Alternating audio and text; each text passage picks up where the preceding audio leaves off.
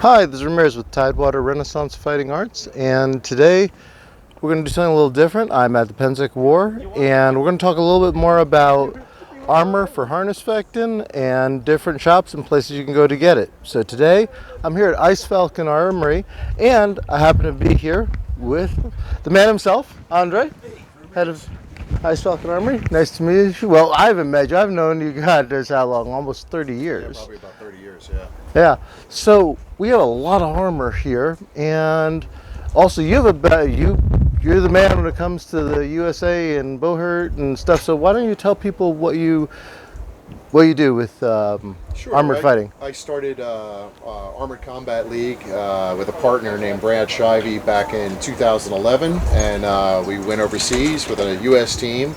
All of this was inspired by a guy named James Etherington.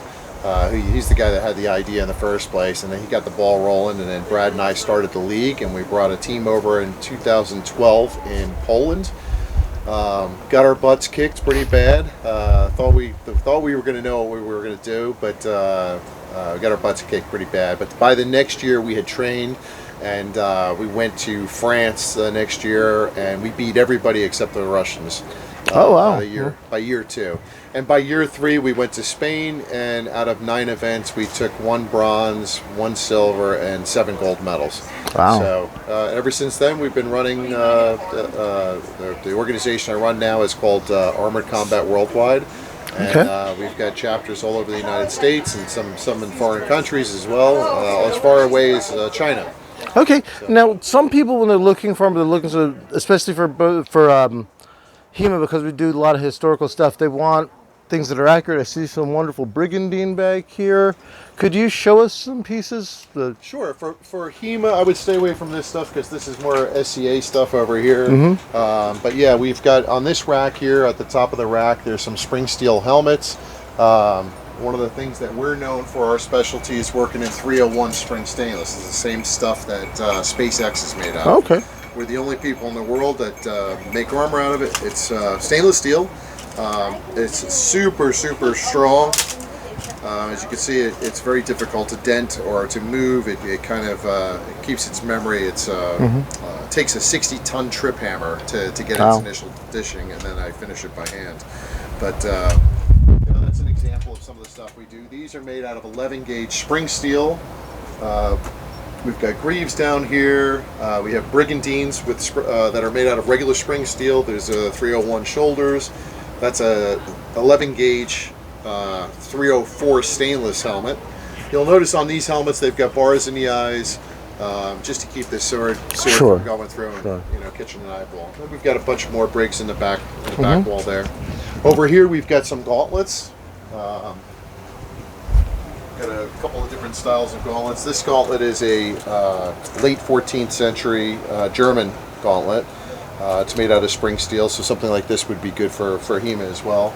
It's fairly lightweight. Oh yeah. And then we even make the same gauntlet in titanium, so if you want even lighter. You know, I was actually telling one of my friends, Emil is probably watching this, this is the titanium gauntlet. And the funny thing is, this almost feels weight-wise like some of the plastic ones we use. Right. And look at that thumb. I just want to get a close-up. So just protecting on the inside. One of the things we hate are those thumb shots. So yeah. Even the fingertips are mostly closed off as well. You don't see that often on gauntlets where the fingertips. So usually the gauntlets will come to the end and then there'll just be a pad here. But these are actually closed off to keep your fingers from extending past and then getting anviled. Right. Yeah. No, this is amazing. And one of our newest products is actually finger gauntlets. And we're kind of proud of these. Well, HEMA people love finger gauntlets because you can thumb the blade, do all the good stuff. Oh, that's pretty. That's I can put my thumb so I can thumb the blade. The thing about our finger gauntlets that's different than everybody else. When you close your fist, your knuckles come forward, and we've put a rider plate to protect your knuckles on the back there. The fingers are almost 3/4 fingers. The fingertips will ground on your weapon, so your fingertips can't get smashed. Again, the thumb is fully enclosed, and we've used sliding rivets on the fingers because as you close your fingers, Yeah, your fingers get longer. I want to show that. So you can see right there where that actually closes and compresses in. You see the fingers go way out, which is kind of nice. Also, a lot of times on pro gauntlets and things like that, you have a little stuffy bulb here. This is actually steel. And putting my fingers together, I don't see a blade, if it has a blunt on it, getting in those finger jacks, which is kind of another problem with a lot of our HEMA gloves. But these are really, really nice. And thank you for sharing that. Yeah, sure. So, let's get this off. There you go. Can you tell us just a little bit, like, in a lot of historical manuals, they'll do stuff that we don't see typically in SCA, like a lot of the grappling stuff, grabbing someone's harness, pulling it down.